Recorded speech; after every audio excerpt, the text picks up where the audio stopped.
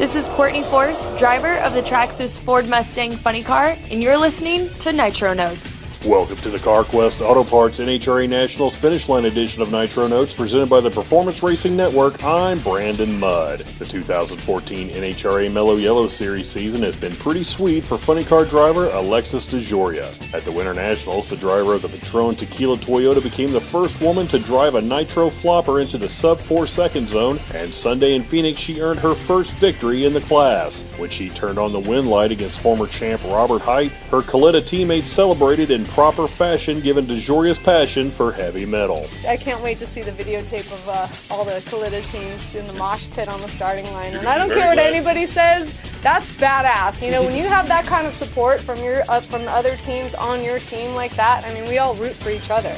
You know, they're working on each other's cars. You know, whoever goes out first goes to the next team. And it's really a team effort over there. And you'll see every one of those guys on the starting line. And I know we're not all supposed to be up there, but it's hard to tell a Coletta team not to go up the starting line.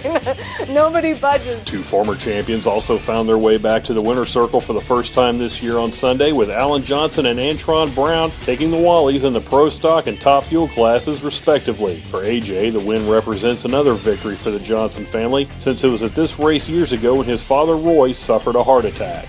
There's something about that whole deal that stayed in my mind and in my belly ever since it happened. That probably was a life-changing event for me. Brought us all closer together, and he was spared for a reason, and there's a lot of things happened that day that made you think, man, upstairs. So every time we come here, it's a special event. And finally, a second chapter in the rivalry between John Force Racing and Don Schumacher Racing began when Brown faced Brittany Force in her first ever Top Fuel final, a first for JFR as well. Champ Tron said Brittany improves with every race, and the Top Fuel field is getting tougher every week. She's getting better and better, and you could tell that. That's how she got to the final. The car was on point where it was just consistent all day, and that's what got her those round wins. And I didn't look about who I race. Like, I know I'm racing John Force, and you know they could step up, and they did step up. They won a 79 in the final, so the car is definitely getting better, and we're not taking any of them lightly. Look at me, we qualified with a 76, and that put us 5th on the qualifying chart. So you can see how tight our field is. None of these teams are coming out here playing games. That's all for now. Be sure to tune into the starting line edition of Nitro Notes when we preview the NHRA Gator Nationals. To check out all your favorite PRN shows, including Nitro Notes and At the Track, hosted by Lenny Baticki, download the Performance Racing Network app for your iPhone and Android. And don't forget to check us out at GoPRN.com, on Facebook at Facebook.com/NitroNotes,